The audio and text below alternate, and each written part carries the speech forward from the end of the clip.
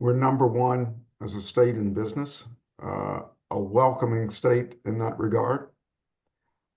But is that sustainable if you're not making the investments that you need to make in education? I would argue that long term it's not. And it might feel good, it's a sugar high, to go to zero income tax for corporations, but it is not sustainable. And it will be hard to be number one if we're number 48 in education. That equation doesn't work. And if you were to ask the question, are the kids here being educated in a way that they can graduate from the school and either go to a community college or come into my business and work tomorrow? And if you're being blatantly honest, building on what Tom said earlier, 33%, Tom, I think you said, are going to be reading at the level and math skills at the level that they should have to be graduating. That's alarming. That is absolutely alarming. And again, not sustainable long term.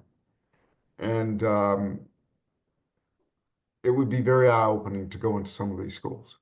Resources include money.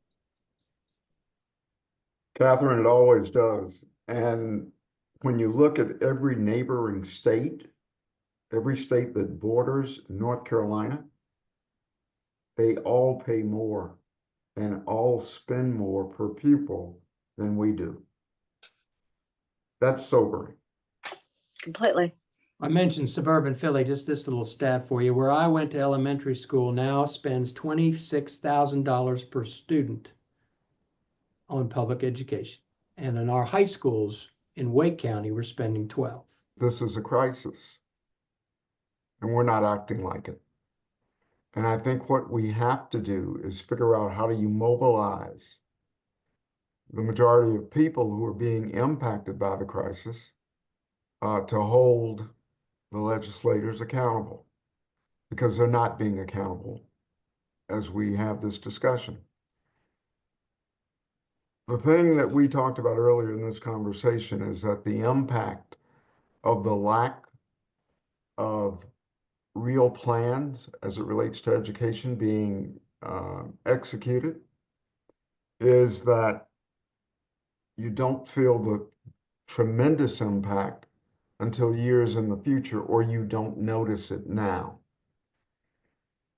And if we are not moved toward holding the legislature accountable to the things that need to be done, then nothing's going to change.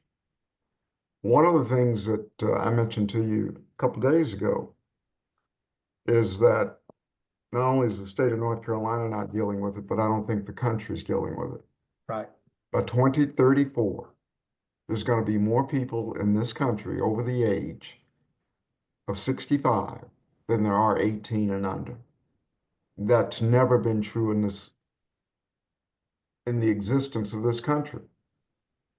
That has profound implications for education, not only in the state of North Carolina, but across the country, and for the competitiveness of businesses across the country.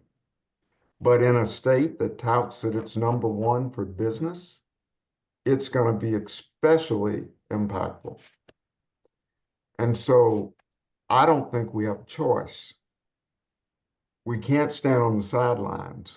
Virginia claims the number one spot in business.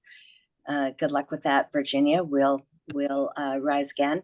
But I think that those rankings should serve as a motivator to us, as Willie just said. They should serve as a motivator to us to want to retain those positions, have an employably eligible workforce, all of those things. So it doesn't matter really to me if we're number one or number 5 or number 10. It matters to me that we care about economic development in our state and understanding the connectivity of education to that. My closing thought would be a Margaret Mead quote that I will completely abuse and paraphrase, but never forget that a small group of thoughtful people can change the world. In fact, it's the only thing that ever has.